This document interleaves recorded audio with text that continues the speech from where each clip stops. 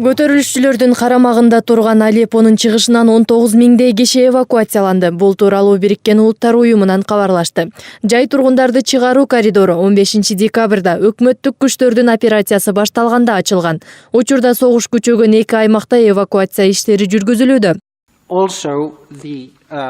19 декабрдан бери Аль-Фуа жана Кефрая аймактарынан 750 киши эвакуацияланды. Алардын баары өкмөттүк күчтөр көзөмөлүнө алган райондорго жеткирилген.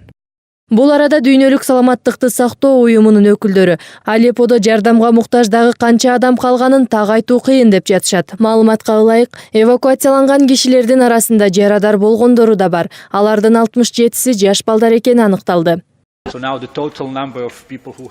Эвакуация иштеринен кийин медициналык жардамга муктаж 301 киши катталды. Алардын 93-ü Түркияга жиберилди. Калганы Идлибтеги ооруканаларда дарыгерлердин көзөмөлүндө турушат.